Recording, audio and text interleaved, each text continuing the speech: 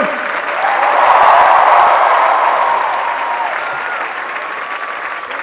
Thank you, Chancellor Merkel, for your leadership, your friendship, and the example of your life. Child of the East, the leader of a free and united Germany. As I've said, Angela and I don't exactly look like previous German and American leaders, but the fact that we can stand here today. Good morning, Charlie and Nora. President Obama chose this historic backdrop of the Brandenburg Gate in Berlin to deliver what the White House considers a significant foreign policy address, which in large measure 10-9-8-7-6-5-4-3-2-1, 10-9-8-7-6-5-4-3-2-1, 10-9-8-7-6. Okay. Charlie and Nora, right? This is for 7, right? Mayor Overy, distinguished guests. Got to go in just a couple seconds. Ready? Brett? Okay. We're going to. Okay. This is the top for the 7 a.m. West Coast edition of CBS This Morning. The top of the 7 o'clock West Coast edition of CBS This Morning. I'll wait for the applause to die down. We can be a little more informal among friends. Well, good morning, Charlie and Nora. President Obama chose the historic backdrop of the Brandenburg Gate to give the speech he's delivering now, which the White House considers a significant milestone in his foreign policy agenda. The president will simultaneous reductions of nuclear stockpiles in the United States and Russia, part of the overall goal of eliminating nuclear weapons worldwide. I bring with me the enduring friendship of the American people, as well as my wife Michelle and Julian Sasha.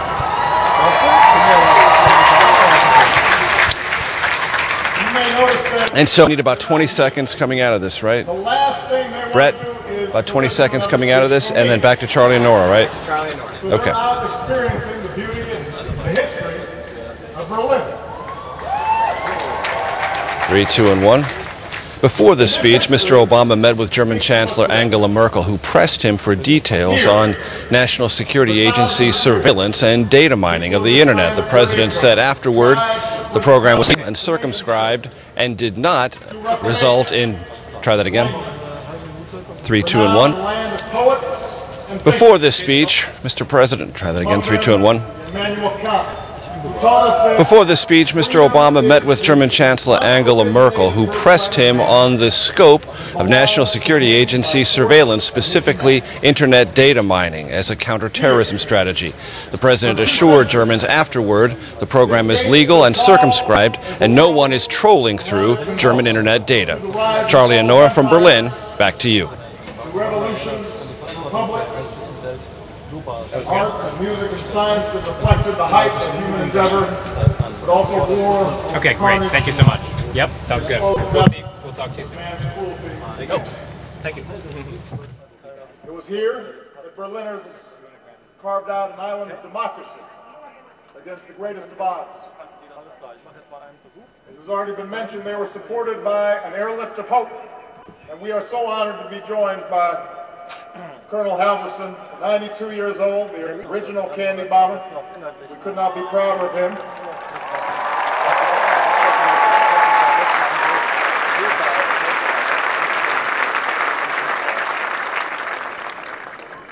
I hope I look that good, by the way, when I'm 92.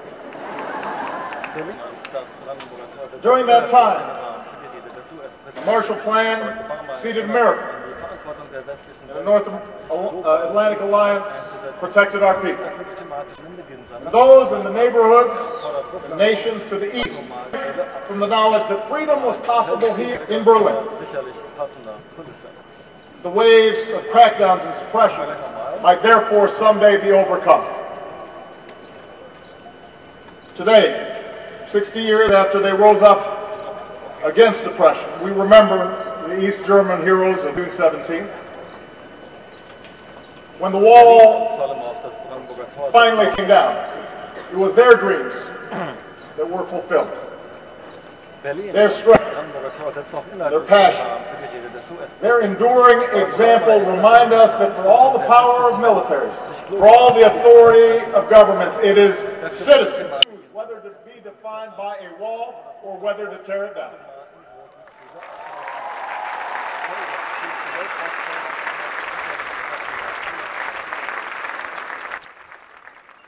And we're now surrounded by the symbols of a Germany reborn. A rebuilt Reichstag, its glistening glass dome, an American embassy back at its historic home on Paris-Air-Place, and this square itself, once a desolate no man's land, is now open to all. So while I am not the first at this gate, I am proud to stand inside to pay tribute to the past.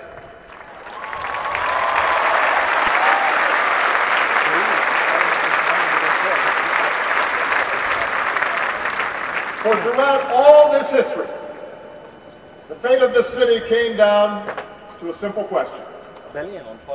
Will we live free or in chains? Under governments that uphold our universal rights or a regime that suppresses them? In open societies that respect the sanctity of the individual and our free will, or in closed societies that suffocate the soul? As free people, our convictions long ago.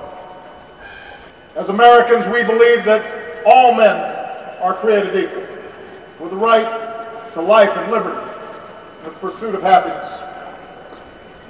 And as Germans, you declared in your basic law that the dignity of man is inviolable.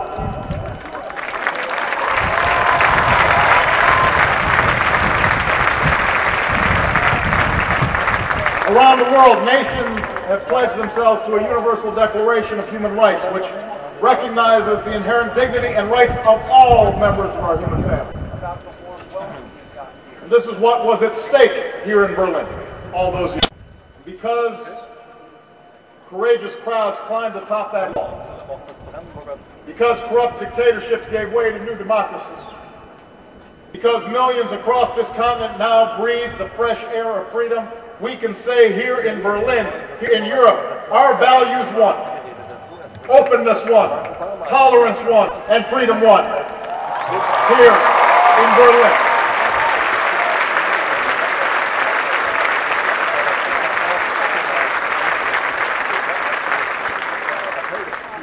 And yet more than two decades after that triumph,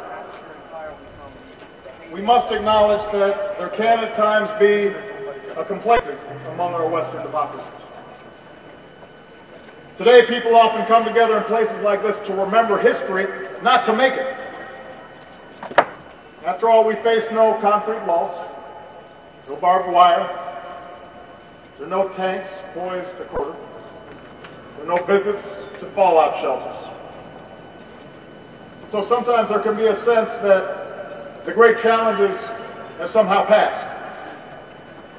That brings with it a temptation to turn inward, to think of our own pursuits and not the sweep of history, to believe that we've settled history's accounts, that we can simply enjoy the fruits won by our forebears. But I come here today, Berlin, to say complacency is not the character of great nations. Today's threats are not as stark as they were half a century ago. The struggle for freedom and security and human dignity, that struggle goes on. And I've come here to this city of hope because the tests of our time demand the same fighting spirit that defined Berlin a half century ago. Chancellor Merkel mentioned that we mark the anniversary of President John F. Kennedy's stirring defense of freedom, embodied in the people of this great city. His pledge of solidarity, Ich bin ein Berliner, echoes through the ages. But that's not all that he said that day. Less remembered is the challenge that he issued to the crowd before him. Let me ask you, he said to those Berliners, let me ask you to lift your eyes beyond the dangers of today and beyond the freedom of merely this city. Look, he said, to the day of peace with justice, beyond yourselves and ourselves to all mankind. President Kennedy was taken from us less than 6 months after he spoke those words. And like so many who died in those decades of division, he did not live to see Berlin united and free.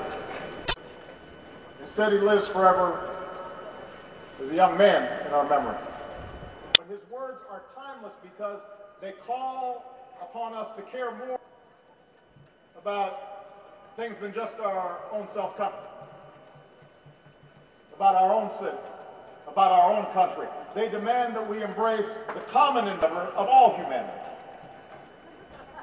And if we lift our eyes, as President Kennedy called us to do, then we'll recognize that our work is not yet done. For we are not only citizens of America or Germany, we are also citizens of the world. And our fates and fortunes are linked like never before. We may no longer live in annihilation, but so long as nuclear weapons, we are not truly safe.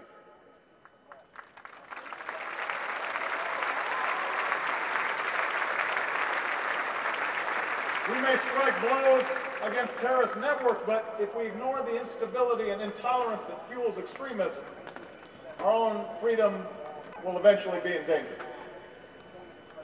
We may enjoy a standard of living that isn't the envy of the world, but so long as hundreds of millions endure the agony of an empty stomach or the anguish of unemployment, we're not truly prosperous.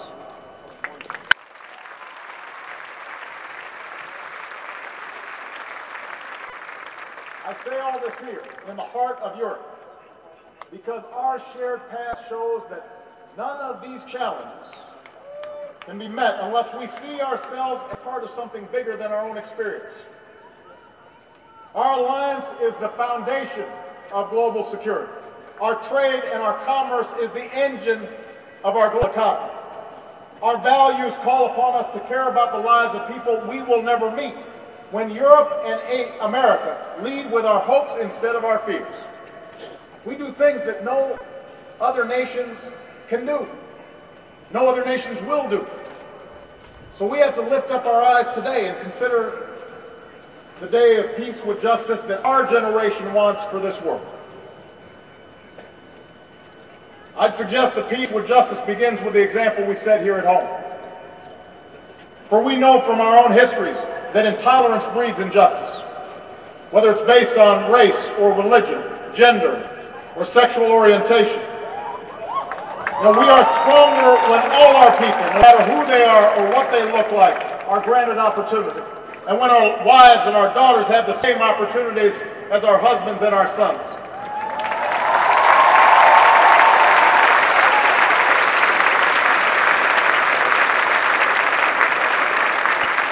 When we respect the faiths practiced in our churches and synagogues, our mosques, our temples, we're more secure. When we welcome the immigrant with his talents or her dreams, we are renewed.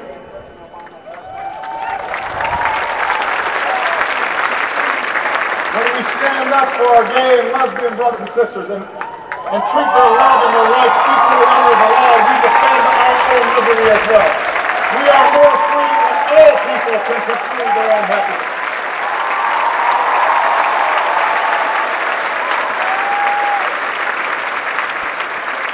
And as long as walls exist in our hearts to separate us from those who don't look like us or think like us or worship, we have to work harder together to bring those walls of division down. Peace with justice means free enterprise that unleashes the talents and creativity that reside in each of us.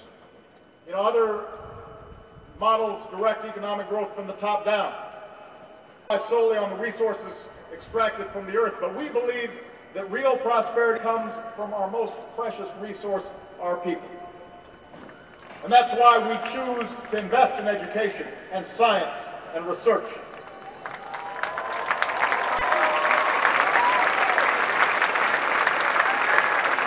And now, as we emerge from recession, we must not avert our eyes from the insult of widening inequality or the pain of youth who are unemployed. We have to build new ladders of opportunity in our own societies that, even as we pursue new trade and investment that fuels growth across the Atlantic. America will stand with Europe as you strengthen your union, and we want to work with you to make sure that every person can enjoy the dignity that comes from work, whether they live in Chicago or Cleveland or Belfast or Berlin, in Athens or Madrid. Everybody deserves opportunity. We have to have economies that are working for all people, not just those at the very top.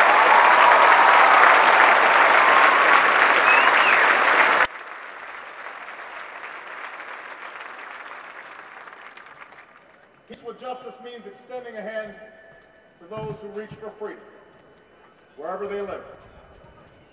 Different people have their own path, but we must lie that those who live in distant places don't yearn for freedom and self-determination just like we do. That they don't somehow yearn for dignity and rule of law just like we do. We cannot dictate the pace of change in places like the Arab world, but we must reject the excuse that we can do nothing to support it.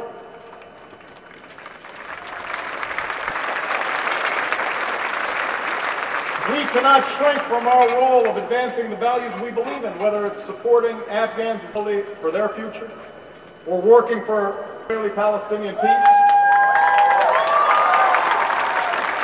or engaging, as we've done in Burma, to help create space for brave people to emerge from decades of dictatorship. In this century, these are the citizens who long to join the free world. They are who you were. They deserve our support, for they too, in their own way, are citizens of Berlin. And we help them every day.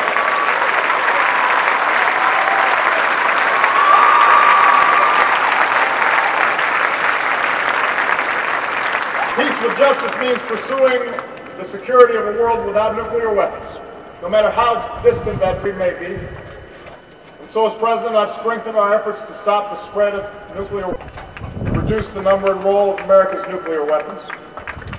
Because of the START Treaty, we're on track to cut American and Russian deployed nuclear warheads to their lowest levels since the 1950s.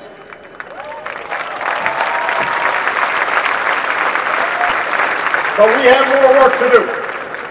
So today I'm announcing additional forward. After a comprehensive review, I've determined that we can ensure the security of America and our allies and maintain a strong and credible strategic deterrent while reducing our deployed strategic nuclear weapons by up to 1/3.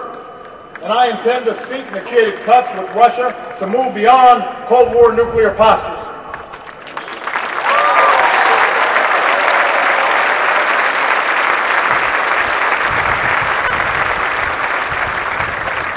At the same time, we'll work with our NATO allies to seek bold reductions in U.S.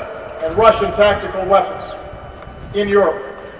And we can forge a new international framework for peaceful nuclear power, reject the nuclear weaponization that North Korea and Iran may be seeking. America will host a summit in 2016 to continue our efforts to secure nuclear materials around the world, and we will work to build support in the United States to ratify the Comprehensive Nuclear Test Ban Treaty and call on all nations to begin negotiations on a treaty that ends production of fissile materials for nuclear weapons. These are steps we can take to create a world of peace with justice.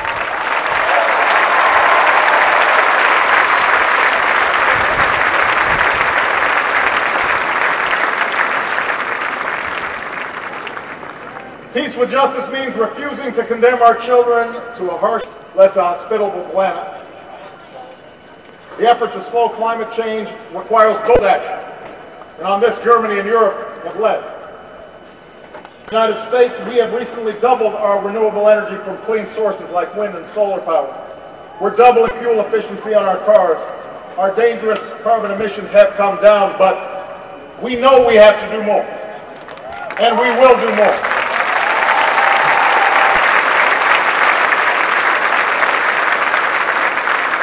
With a global middle class consuming more energy every day, this must now be an effort of all nations, not just some.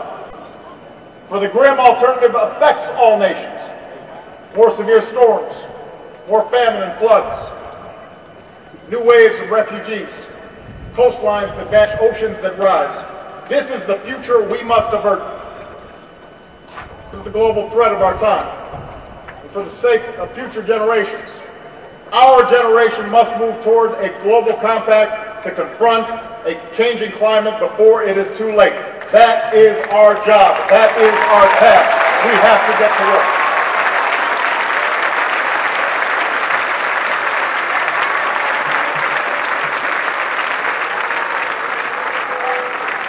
Peace with justice, meeting our moral obligations.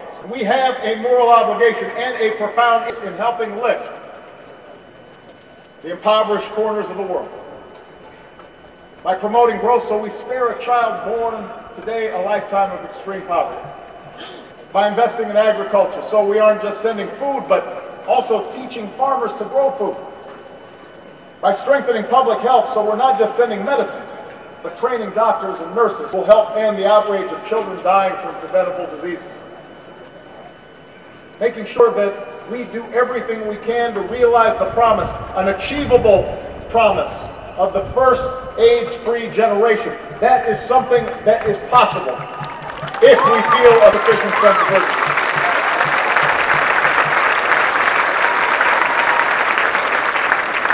Our efforts have to be about more than just charity. About new models of empowering people to build institutions, to abandon the rot of corruption, to create ties of trade, not just aid, both with the West and among the nations that are seeking to rise and increase. Because when they succeed, we will be more successful. Our fates are linked. We cannot ignore those who are yearning not only for freedom, but also prosperity. And finally, let's remember that peace with justice depends on our ability to sustain both the security of our societies and the openness that defines. Check, check. 1, 2, 3. Not yet? Okay. Don't merely come from the outside. They can emerge from within, from our own fears, from the disengagement of our citizens. For over a decade, America's been at war. And much has now changed over the 5 years since I last spoke here in Berlin. The Iraq War is now over. The Afghan War is coming to an end. Osama bin Laden is no more. Our efforts against Al-Qaeda are evolving.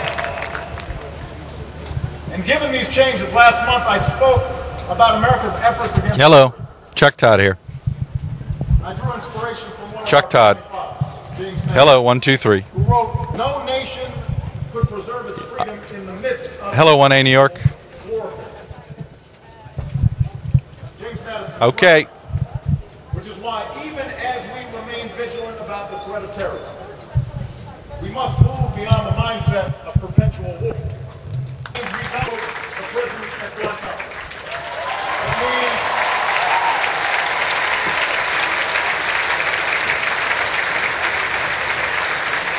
It means tightly control our use of new technologies like drones. It means balancing the pursuit of security with the protection of privacy. And I'm confident that that balance can be struck. I'm confident of that. And I'm confident that working with Germany, we can keep each other safe, while at the same time maintaining those essential values to which we talk. Our current program. Hey, do you have my iPad? Did I hand it to you or did I leave it over there? That's all right. I do. Keep talking to me, Sean. Keep talking. Safe here in the United States and here in Europe. But we must accept the challenge. Of course it's real, and of course it's really happening. And you people in New York should be lucky you get to see them. Maybe. We'll see. I think they got one. We'll see. Every baseball team goes on one good run. They haven't done it yet. Let's see how they do. Same with the Nats. It'll be very obvious. Take a listen. So what I'm doing, okay, Sean. Yeah, let's talk about it this way. So I'm going to start with I'm throwing to a bite from the presser on NSA. Right? So I'm doing a quick little, here I am at the Brandenburg Gate. President's either just wrapped up or just wrapping up. And then earlier he had a joint press conference. It was the juror in particular that gave the president some tough questioning with the NSA controversy. Here's the president's defense. Take a listen. And then what do I do? Wrap out of that, and then wrap out of that, and then Matt comes back. And then I throw back to Matt, and Matt asks me another question. Is he going to take? Okay. Okay, but do I wrap that bite for a quick second? Right? Yeah, I got it. I got you. Okay. And then he'll set me up for this, for the speech. You got it. Here they will recall how people trapped behind a wall braved bullets and jumped barbed wire and dashed across minefields and dug through tunnels and leapt from buildings and swam across the spray to claim the right of freedom. Tempter must have gone his remarks.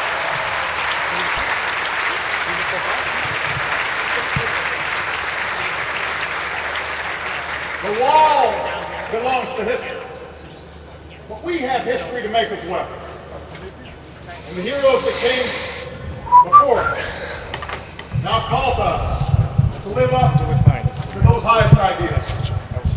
To care for the young people who can't find a job in our own countries and the girls who aren't allowed to go to school overseas. To be vigilant in safeguarding our own freedom, but also to extend a hand to those who are reaching for freedom abroad. This is the lesson of the age. This is the spirit of Berlin. The greatest tribute that we can pay to those who came before us is by carrying on their work to pursue peace and justice, not only in our countries, but for all mankind. Vielen Dank. God bless you. God bless the people of Germany, and God bless the United States of America. Thank you very much.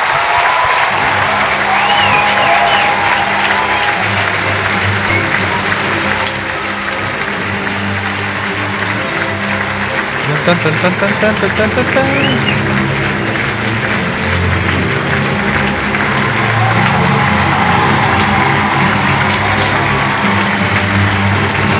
I am, buddy.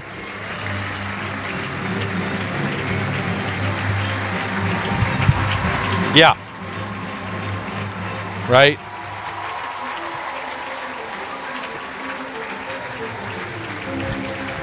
Gotcha. No tag. Gotcha.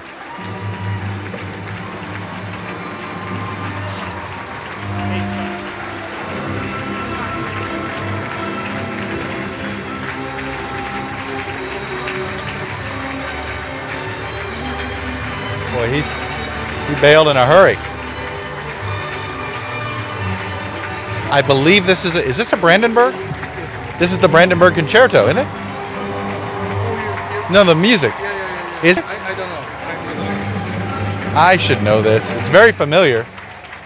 Still more.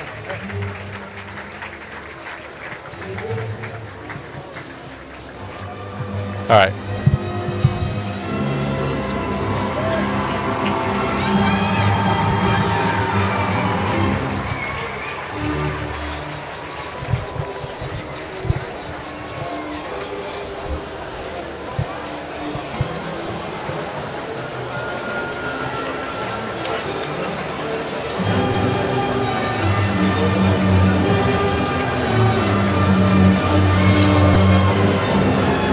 Somebody must know. Is this the Brandenburg?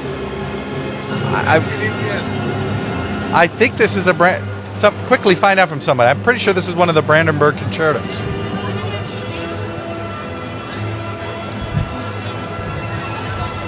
Man,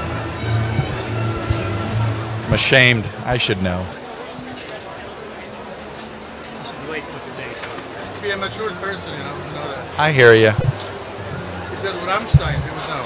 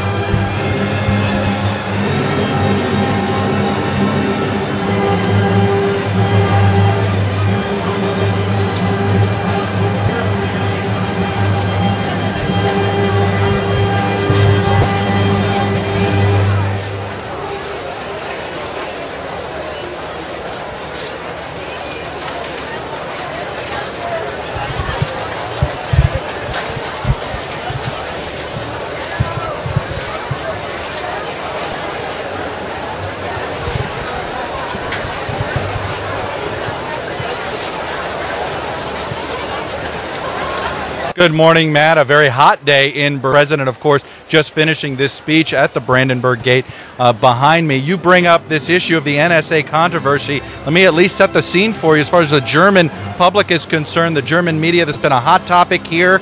Obviously, Germans very sensitive to the idea of governments eavesdropping, the history of the East German communist movement, the Nazis. So this has been a hot topic, one politically a little concerning to Angela Merkel. Well, the German press corps pressed the president on this issue, and here's how he addressed it at that press conference. Take a look.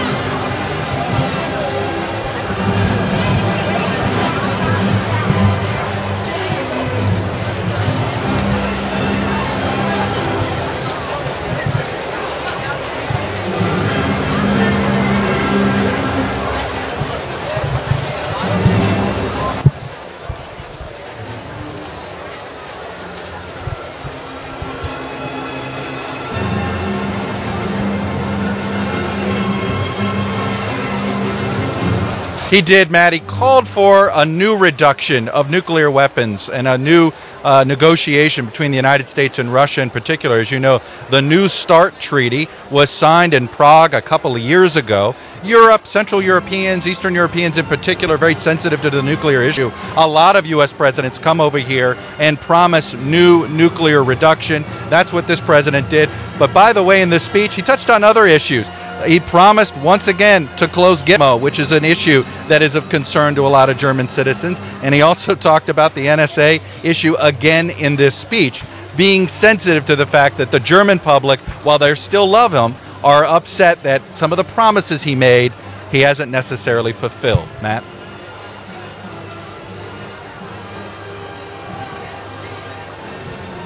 You got it.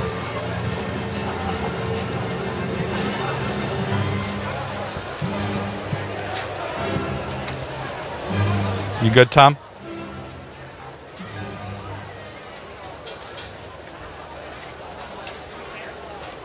Good. All right, buddy. Okay, wait. We're going to do a news channel ads live. News channel ads live here? Okay. Right now. Tell me when. Anytime you're ready, no question. Okay. Am I leaving space for a bite or no? Of the speech and of the presser? Which one was more interesting? Presser. Because presser is what you just did for the Today Show. It is. Do the presser because you have that in your head. Do the presser. All right. 3. The site of the president's quick trip here to Europe was a speech here at the Brandenburg Gate, doing something that JFK or Ronald Reagan could never have done. He faced east and delivered this speech on the east side of the gate. There was some policy that was involved, not just the symbolism, calling for a 1/3 reduction in nuclear arms, both with the United States and the Russians. Of course, that has to be a new negotiation. That's going to take time, but it's an ambition that the president has had for a while, and it's always an issue of greater concern to Europeans, frankly, than Americans. But before this speech, the president was grilled on the NSA controversy. It has followed him over here across the ocean. Germans in particular, and the German media has been very tough on the president, very tough on the U.S. government on this issue. Obviously, a very sensitive history of the East Germans, the history of the Nazis on eavesdropping, and they pressed him, the German media today, pressed the president on this point. This is how he defended himself and the program. 3, 2, 1. After this speech, the president went on with one more meeting with the opposition leader of Merkel's government here in Berlin. Then he's being feted with a state dinner, and then no more overnighting here. He'll sleep on Air Force One and start a regular old work day back in the Oval Office in Washington Thursday morning. Traveling with the president, Chuck Todd, NBC News, Berlin. Chuck, did you say opposition leader of Merkel's government? How did you phrase that? The opposition leader. It's not the opposition leader of Merkel's government. It's the opposition leader of he's the challenger to Merkel of a different party. Oh, I understand. No, I know. Yeah, but No, I think I understand what you're saying. I think, as far as our relation is concerned, they get it. yeah. I'm not going to weigh in on this one. Yeah, I'm not. I know what you're saying. That. It's fine. Okay. Thank you very much. Thanks, guys. Thank you. Thank you, my friend. Yeah, thank you. Bye-bye. See you. See you, Nathan. Thank you. I don't know this way. I feel like I need to bring them. Am I doing another event?